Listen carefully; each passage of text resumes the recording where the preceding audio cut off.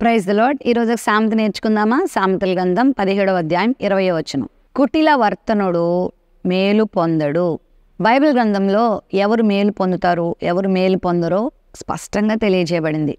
ఆయన యందు భయభక్తులైన వారు మేలు పొందుతారు, మేలు చేసేవారు మేలు పొందుతారు, దేవుని కొరకు నమ్మకంగా జీవించేవారు మేలు పొందుతారు, ఆయన వాక్యాన్ని గైకొనేవారు మేలు పొందుతారు. ఇలా దేవుని వాక్య ప్రకారంగా జీవించే ప్రతి ఒక్కరికి మేలుంది. కానీ మేలు ఎవరు పొందరో కూడా దేవుడు స్పష్టంగా రాయించాడు. కుటిల వర్తనులు మేలు పొందరంట. మంచి మనుషులుగా జీవించాలి కానీ కుటిల వర్తనలుగా ఉండకూడదు. కొంతమంది వాళ్ళు బాగుపడకపోయినా బాధపడరు, కానీ ఎదుట వాళ్ళు బాగుపడిపోతుంటే మాత్రం తెగ బాధపడిపోతూ ఉంటారు. నీ జీవితంలో కుటిలం అనేది ఉండకూడదు.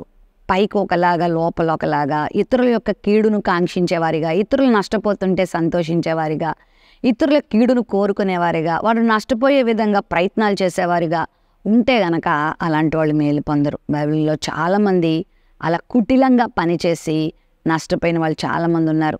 ఇతరులకు మేలు కలిగించే వారిగా ఉండాలి కానీ ఇతరులు నష్టపోవాలని కోరుకోకూడదు, ఇతరులు పాడైపోవాలని కోరుకోకూడదు. అది దేవుని మనసు కాదు, అది సైతాన్ మనసు. ఒకవేళ నీలో కుటిలం ఉంటే ఇప్పుడే వదులుకో, ప్రేమించడం నేర్చుకో. ఇతరులు కూడా నీ వలే ఆశీర్వదించబడాలని కోరుకో.